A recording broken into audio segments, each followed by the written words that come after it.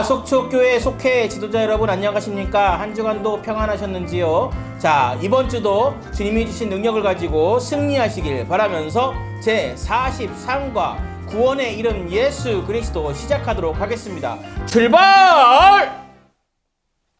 오늘 본문에서 바울은 유대인들의 잘못이 이방인 그리스도인들에게서 반복되지 않게 되기를 간절히 바라면서 다시 한번 유대인들의 실패의 원인을 제시합니다. 유대인들이 실패한 것은 결코 그들이 게을렀기 때문이 아닙니다. 유대인들이 하나님을 향하여 열심히 있었다는 것은 하나님께서도 알고 바울도 아는 사실입니다. 그러나 유대인들은 하나님 구원의 말씀을 따르는 열심이 아니라 자기들의 경험과 유대인들의 전통에 따르는 열심이었습니다. 그들은 자기들의 행위로 의를 얻게 될 줄 알고 무조건 열심히 하려고만 했던 것이죠. 이런 맹목적인 열심이 그들을 실패한 자가 되게 했습니다. 그러므로 하나님의 말씀에 근거를 둔 예수 그리스도의 믿음을 가져야 함을 주장하고 있습니다. 오늘 주제는 바로 구원자 예수님은 어떤 분이신가를 가르쳐 주십니다. 첫 번째로는요, 율법의 마침이 되신 분입니다. 4절입니다. 그리스도는 모든 믿는 자에게 의를 이루기 위하여 율법의 마침이 되시니라. 마침이라는 말은 완성, 충족이라는 뜻입니다. 그렇다면 예수님은 율법에 무엇을 충족시키셨을까요? 먼저 율법이 요구하는 의를 충족시키셨습니다. 율법은 인간의 완전한 의를 요구합니다. 그러나 타락한 본성을 지닌 인간은 완전한 의를 이룰 수가 없습니다. 율법의 의의 요구를 충족시킨 사람은 아무도 없었습니다. 그래서 사도 바울은 로마서 8장 3절부터 4절에서 율법이 육신으로 말미암아 연약하여 할 수 없는 그것을 하나님은 하시나니 곧 죄로 말미암아 자기 아들을 죄 있는 육신의 모양으로 보내어 육신의 죄를 정하사 육신을 따르지 않고 그 영을 따라 행하는 우리에게 율법의 요구를 이루어지게 하려 하심이니라 라고 말씀했습니다. 그리고 예수님은 율법에 요구하는 죄의 삭을 충족시키셨습니다. 율법이 타락한 인간들에게 궁극적으로 요구하는 것은 죽음입니다. 율법은 의에 이르지 못하는 인간을 향하여 누구를 막론하고 죽음을 요구합니다. 예수님께서는 의인으로서 그 죽음의 요구에 응하신 것입니다. 예수님께서는 십자가의 대속 죽음으로 율법이 요구하는 죄의 삭을 충족시키신 것입니다. 그 결과 예수님과 연합한 우리 모든 성도는 율법의 죽음의 요구를 충족시킨 존재들이 되었습니다.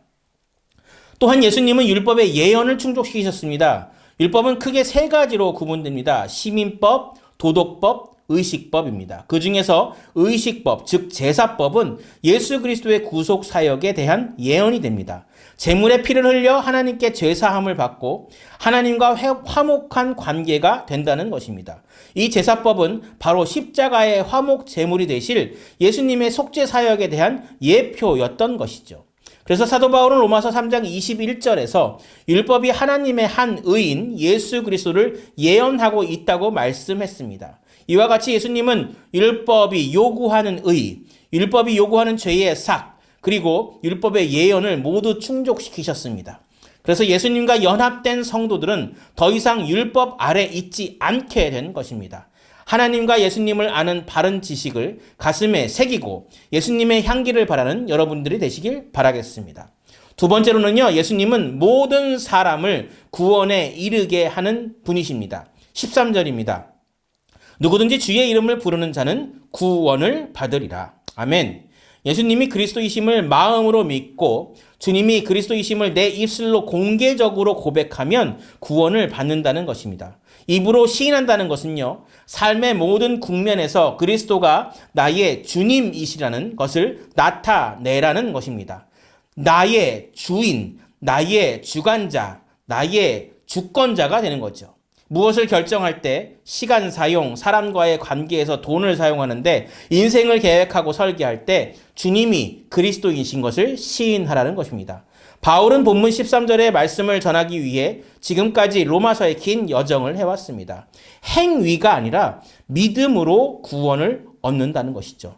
믿음이란 예수님을 믿는 것을 말하는데 예수님을 마음으로 믿고 입으로 시인하고 공개적으로 사람들 앞에서 나는 예수님을 나의 주님으로 믿고 고백합니다 라고 말해보시기 바라겠습니다.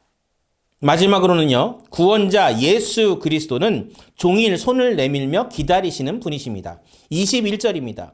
이스라엘에 대하여 이르되 순종하지 아니하고 거슬러 말하는 백성에게 내가 종일 내 손을 벌렸노라 하였느니라. 아멘. 하나님께서는 예수님을 이스라엘에 보내셨습니다. 예수님께서 복음의 말씀을 그들에게 직접 전하셨습니다. 그러나 하나님께서는 복음의 말씀을 예수께로부터 직접 듣고도 그 말씀에 순종하지 않고 오히려 거슬러 말하고 심지어 예수님을 십자가에 죽이기까지 한 이스라엘 백성들이 회개하고 돌아오기를 지금도 종일토록 두 손을 벌리고 기다리고 계십니다. 이스라엘이 돌아오도록 하는 한 방법으로 이방인들에게 하나님께서 임하셔서 그 이방인들에게 하나님의 백성된 영광이 나타나게 하리라고 말씀하십니다. 그래서 이스라엘이 이방인들에게서 나타나는 이런 일들을 보고 한편으로는 시기심을 갖고 또 한편으로는 분노와 부끄러움을 갖다가 결국에는 다시 돌아오게 되리라는 것입니다. 십자가의 그 사랑, 죽기까지 사랑을 보여주신 예수 그리스도의 사랑을 받은 우리는 얼마나 나의 주변 사람들을 기다려 보셨습니까? 얼마나 열심을 내지 못하는 나의 속회원들을 기다리려고 손 내밀고 계셨습니까? 오늘 속회 공과를 통하여서 열심을 내지 못하는 속회원들을 위해 기도하고 손 내밀어 기다리는 우리 속회 지도자분들 되셨으면 좋겠습니다. 하나님의 그 사랑을 삶으로 실천하는 저와 여러분 되시길 바라겠습니다. 자, 오늘은 여기까지입니다.